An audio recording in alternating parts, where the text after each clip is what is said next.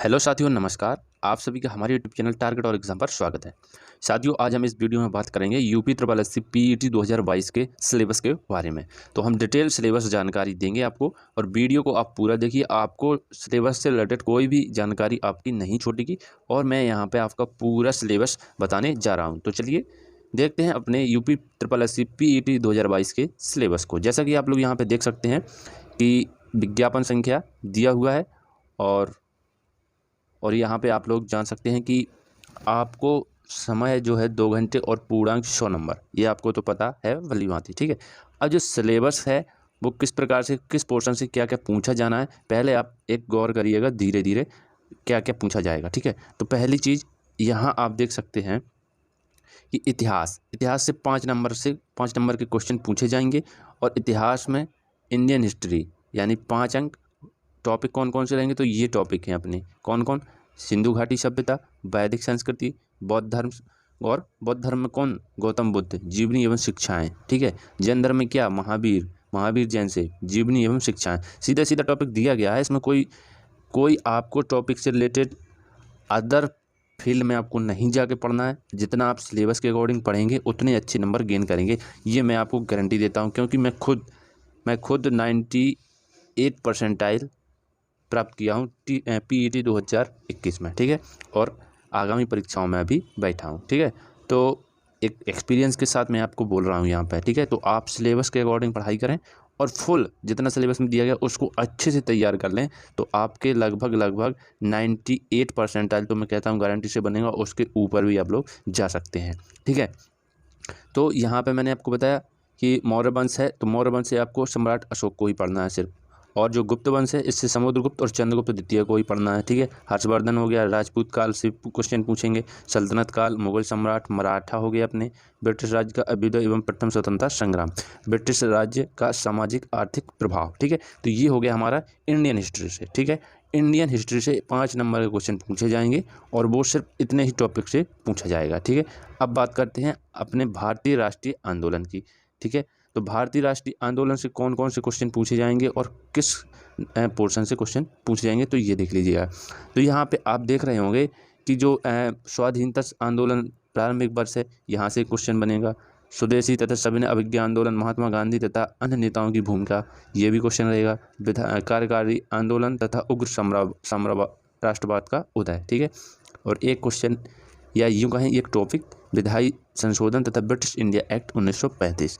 और एक last topic है भारत छोड़ो आंदोलन, आज़ाद हिंद फौज तथा नेताजी सुभाष चंद्र बोस। ठीक है, तो यहाँ पे मैं सीधी बात बता दूं कि आपको यहाँ पे सिर्फ हिस्ट्री से 10 नंबर का क्वेश्चन पूछे जाएंगे। 5 नंबर ये हो गया आपका, और 5 नंबर ये हो गया। ठीक है, तो 5-5 नंबर के 2 पोर्शन करके आपको 10 क्वेश्चन हिस्ट्री से पूछे जाएंगे। अब बात करते हैं भूगोल की। तो भूगोल में क्या पूछा जाएगा और कितना पूछा जाएगा, ये आप यहाँ से देख सकते हैं। तो भूगोल की बात करें तो 5 नंबर की भूगोल पूछी जाएगी, और भूगोल में कौन कौन से टॉपिक पूछे जाएंगे ये आप देख लीजिए।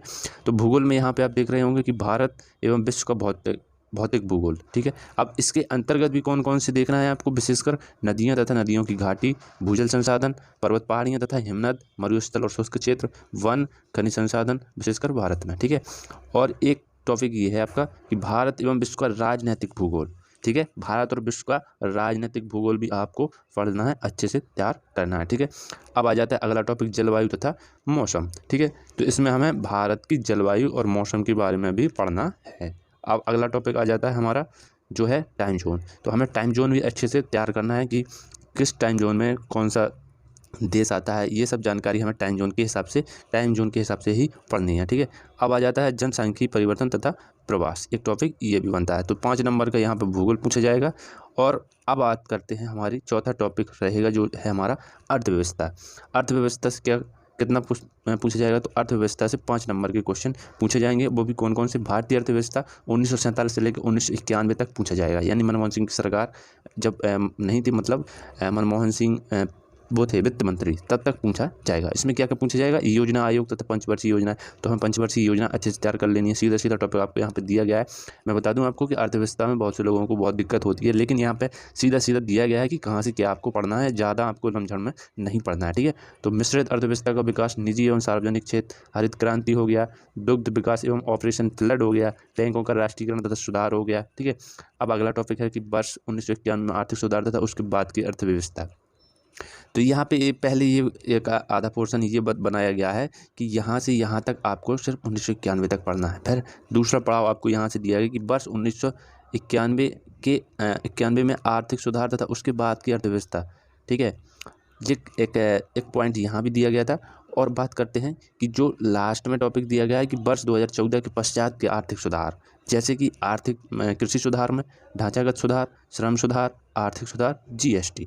तो जीएसटी से एक क्वेश्चन जरूर बनेगा। तो जीएसटी से आपको जो भी क्वेश्चन बनेंगे वो क्वेश्चन आपको यूँ कहूँ कि अच्छी तरह से जीएसटी को आपको तैयार कर लेना है, क्योंकि एक क्वेश्चन तो यहाँ से बनने वाला है निश्चित रूप से, ठीक है।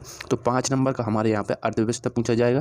क्या पूछा जाएगा, अर्थव्यवस्था। तो हमें 5 नंबर की अर्थव्यवस्था को अच्छी तरह से अपनी अर्थव्यवस्था सुधार लेनी है। समझ गए हो, बात को समझ रहे हो ना, ठीक है। अब बात करते हैं हमारा 5वां टॉपिक, जो कि क्या है, 5वां टॉपिक हमारा है भारतीय संविधान एवं लोक प्रशासन। तो भारतीय संविधान और लोक प्रशासन कितने नंबर का पूछा जाएगा, तो ये भी हमारा 5 नंबर का पूछा जाएगा। अब इसमें कौन कौन से टॉपिक पूछे जाएंगे वो टॉपिक भी आप यहाँ पे देख लीजिएगा। पहला है कि भारतीय संविधान, भारतीय संविधान की मुख्य विशेषताएं पूछे जाएंगी, राज्य के नीति निर्देशक सिद्धांत यानी डीपीएसपी, मौलिक कर्तव्य पूछे जाएंगे, संसदीय प्रणाली पूछी जाएगी, संसदीय प्रणाली हमारे देश में किस प्रकार की लागू और किस देश में सबसे पहले संसदीय प्रणाली लागू हुई थी, ऐसे ऐसे अनेक प्रकार के क्वेश्चन आपको हैंडल कर लेने हैं, ठीक है। और आ जाता है फिर संघीय प्रणाली, संघ एवं केंद्र शासित प्रदेश केंद्र राज्य संबंध। तो हमें जो केंद्र राज्य संबंध है ये सब हमें जानकारियाँ एकत्रित कर लेनी है। अब बात करते हैं अगला टॉपिक, जो है कि न्यायिक ढांचा, सर्वोच्च न्यायालय तथा उच्च न्यायालय, यानी कि जो केंद्रीय न्यायपालिका है उसके बारे में ये क्वेश्चन यहाँ से पूछ सकता है, ठीक है। अब बात करते हैं अगला टॉपिक है जो जिला प्रशासन।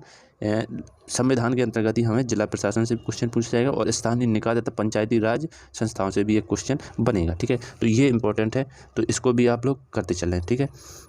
अब बात करते हैं हमारे 6वां टॉपिक है सामान्य विज्ञान। सामान्य विज्ञान कितने नंबर का पूछा जाएगा, तो ये भी 5 नंबर का पूछा जाएगा। कितने नंबर का, 5 नंबर का। अब इसमें क्या क्या पूछा जाएगा, तो ये भी आप देख लीजिए। सामान्य विज्ञान में प्रारंभिक भौतिक विज्ञान, प्रारंभिक रसायन विज्ञान और प्रारंभिक जीव विज्ञान। इसमें कहीं कुछ नहीं बताया गया है कि विज्ञान से क्या पूछेगा, क्या टॉपिक पूछेगा। तो हमको ये मान के चलना है कि हम NCERT क्लास 10th बेस्ड जो भी साइंस है हम उसको क्लियर तरीके से तैयार कर लेंगे तीनों को। 9th और 10th का जो साइंस है NCERT उसके फैक्ट हम अच्छे से पढ़ लेंगे तो हमारा काम हो जाएगा, ठीक है।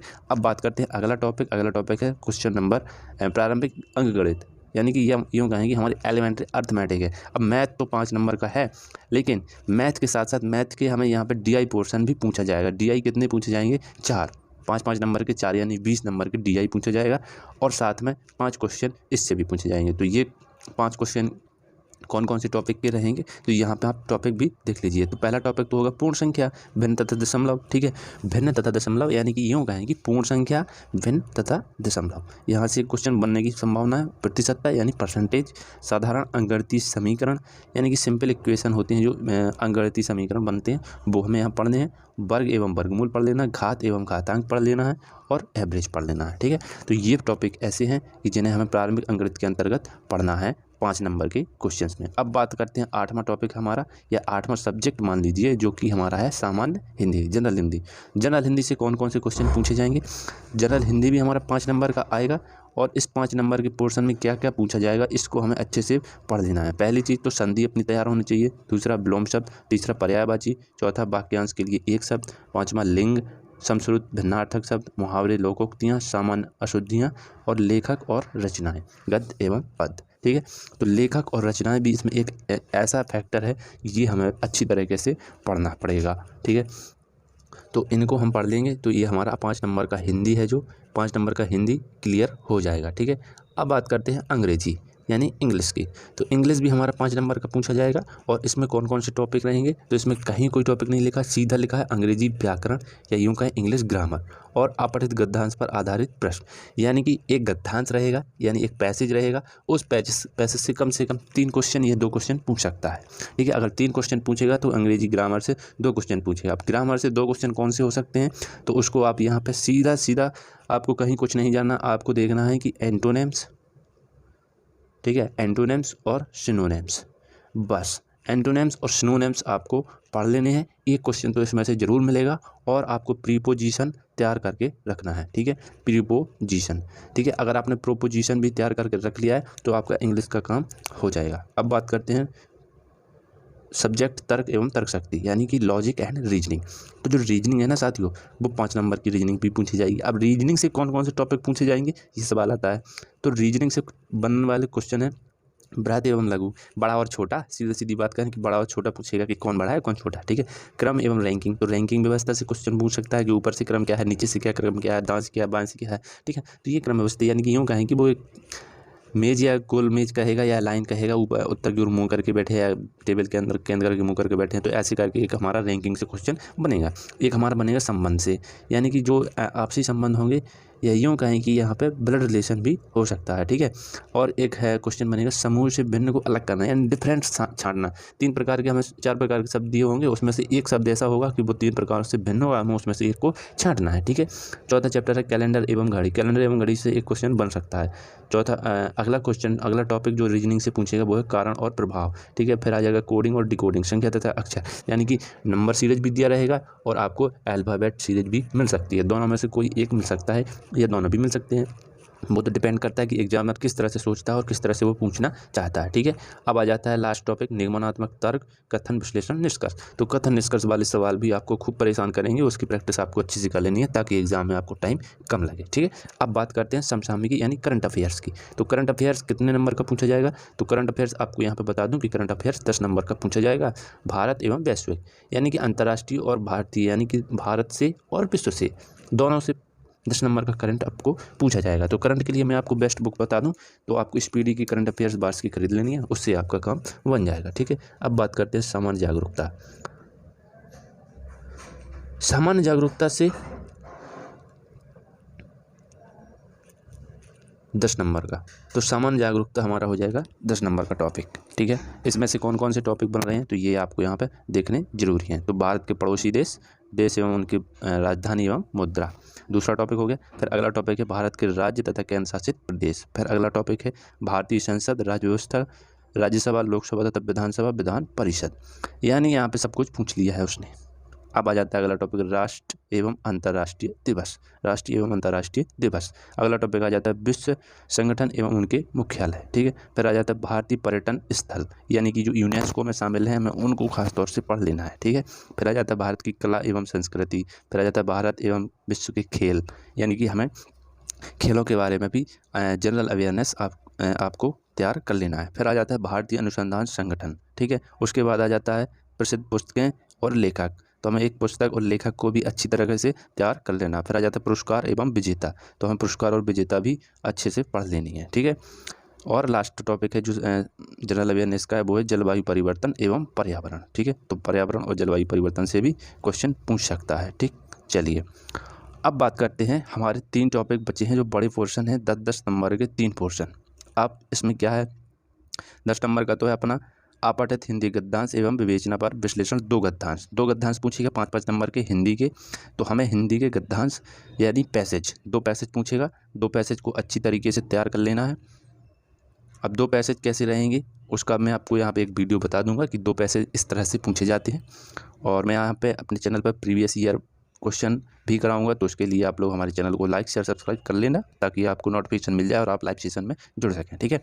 और अगला टॉपिक जो पूछा गया पीईटी में वो है ग्राफ और तालिका, ठीक है। तो मैथ का 2 ग्राफ पे क्वेश्चन होंगे और 2 तालिकाओं पे क्वेश्चन होंगे, तो ऐसे मिला के कुल 20 नंबर के यहाँ पे ग्राफ तालिका क्वेश्चन पूछे जाएंगे। तो यहाँ पे डिटेल में बात करूँ तो यहाँ पे क्या क्वेश्चन कितने रहेंगे, तो यहाँ पे मैं सीधी सीधी बात करूँ तो जो 25 नंबर का मैथ रहेगा, 15 नंबर का आपका हिंदी रहेगा, 5 नंबर का आपका इंग्लिश रहेगा। तो ये दोनों मिला के हो जाता है 45, 5 नंबर का आपका रीजनिंग जोड़ दीजिए तो ये हो गया 50, ठीक है। तो 50 नंबर का आपका ये हो गया। और बाकी मैं आपको यहाँ पे बता दूं कि 10 नंबर का आपका 10 नंबर का जीएस और 10 नंबर का करंट अफेयर्स और जीए, ठीक है। तो 20 नंबर का ये, तो 50 और 20 70, ठीक है, 70 हो गया।